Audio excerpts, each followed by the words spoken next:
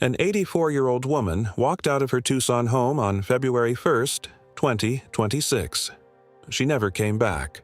Her name is Nancy Guthrie.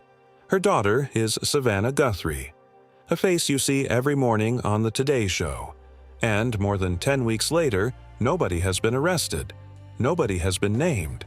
Nobody has answered the one question that matters most. Where is she? Now here is what you need to know right now. The FBI is finally analyzing a hair sample recovered from inside Nancy's home. Stay with me, because by the end of this video, you are going to understand exactly why this sample matters and exactly why it took 11 weeks to reach the right lab. But here is the thing that should stop you cold. This is not new evidence. The sample was collected in February. The FBI requested it over 2 months ago, and it still took until April 17, 2026 to arrive at the FBI lab. You heard that correctly. The FBI asked for this evidence in February.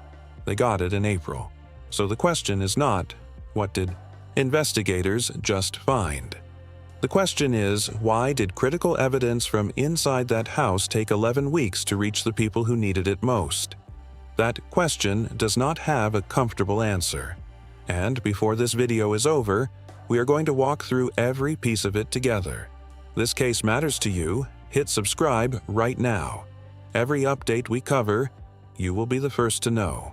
Something was found inside Nancy Guthrie's house, and what Sheriff Chris Nanos said about it changes everything. Because the story of this hair sample does not start with the FBI. It starts inside that house, and it starts with a finding that made this case significantly more complicated. Here is your first answer. Investigators recovered a hair sample from inside Nancy Guthrie's Tucson home during the early phase of this investigation. Not from a park, not from a road, not from somewhere with 100 innocent explanations. From inside the house she disappeared from. That location matters, more than most people realize. Evidence recovered inside a private residence carries a different forensic weight entirely. This was not ambient trace material. This came from the interior of her home, the one place where her disappearance actually began. Now, meet the man whose words define this case. Sheriff Chris Nanos leads the Pima County Sheriff's Office. He is the primary law enforcement voice on record here. And what he confirmed about that hair sample is the reason this investigation hit a forensic wall almost immediately. Nanos confirmed the DNA recovered from Nancy Guthrie's home was mixed. You need to understand what that means. Mixed DNA is not a single clean contributor. It is genetic material from more than one person present in the same sample. And once a sample is mixed, investigators cannot simply run it. They have to separate it first.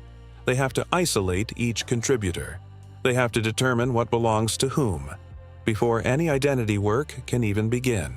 That process is not fast, it is not simple, and it does not always succeed. Forensic analysts describe mixed DNA separation as one of the most technically demanding processes in the entire discipline. It requires precision, time, and the right laboratory environment. So here's what investigators had from the beginning. A hair sample from inside the house. Confirmed mixed DNA. A forensic challenge that could take months to untangle. And a case with no arrest, no named suspect, and a family waiting for answers in public. The evidence was there. The problem was not finding it. The problem was what happened next.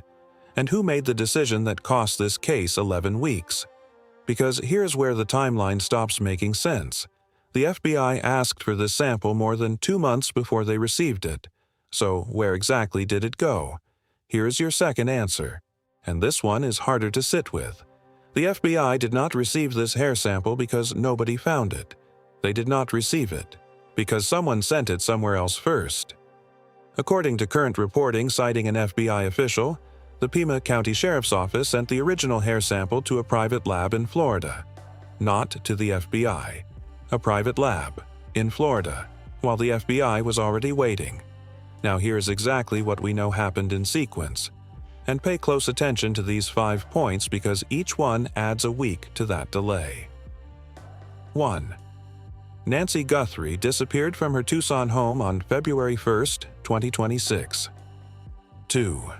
Investigators collected the hair sample from inside the house during the early investigation phase. 3. The FBI formally requested the sample more than 2 months ago.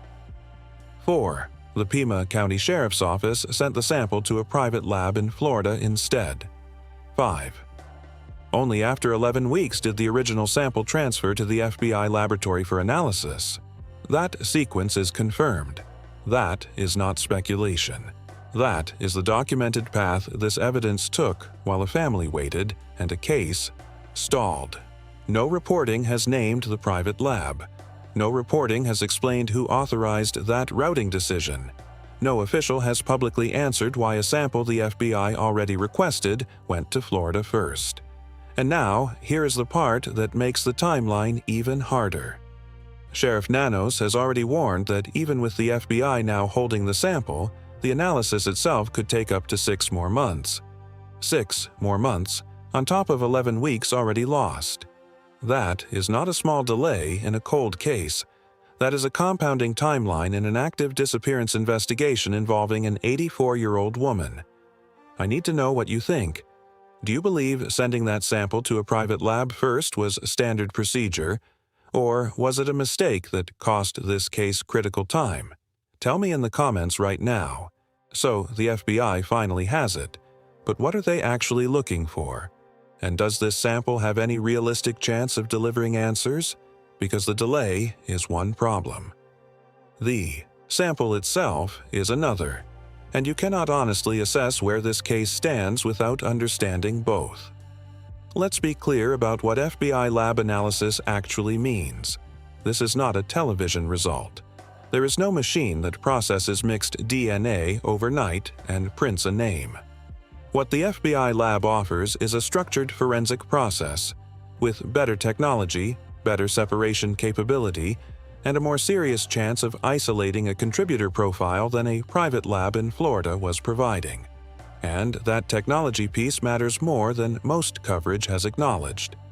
Some expert discussion around this case suggests the sample may involve hair that older forensic methods struggled to process cleanly. That changes the calculation, because if the earlier lab lacked the capability to extract identity from this material, and if the FBI lab now has a better chance, then this is not just old evidence under new custody. This is old evidence finally getting its first real forensic opportunity. Think about what a successful analysis would mean. Investigators isolate a contributor profile from that mixed sample. They run it.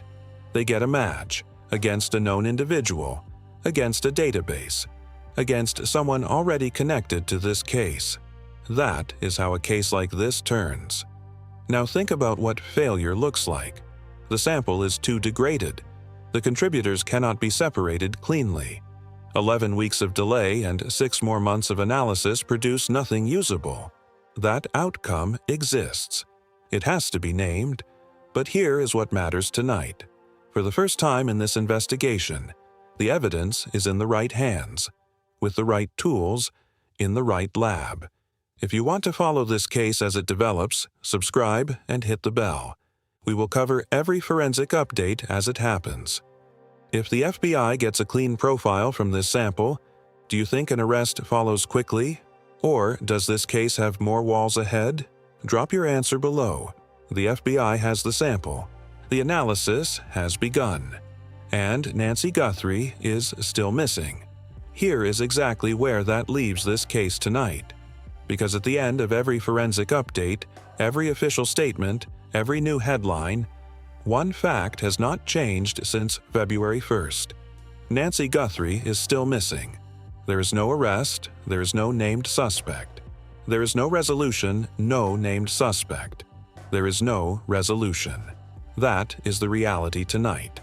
And no forensic update changes it until the science actually speaks. What today's development does change is the path. Old evidence is now under new analysis. A sample that sat in a private Florida lab for 11 weeks is finally inside the FBI laboratory.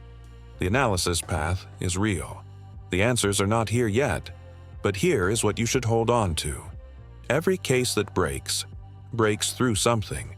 A piece of evidence that was always there, a sample that was delayed, complicated, or incomplete. And then finally the right lab touches it. The right process runs, and the case moves. That may be exactly what we are watching begin right now. Not a breakthrough, a beginning. Nancy Guthrie is 84 years old. Savannah Guthrie is still waiting. And somewhere inside a mixed DNA sample from inside that Tucson house, there may be an answer that has been waiting since February. Do you believe this hair sample is the forensic shift this case has been waiting for? Or is it still too early to trust this timeline? Tell me right now in the comments. Subscribe, hit the bell, and if you have any information about Nancy Guthrie's disappearance, contact the FBI at 1-800-CALL-FBI. We will be here for every update.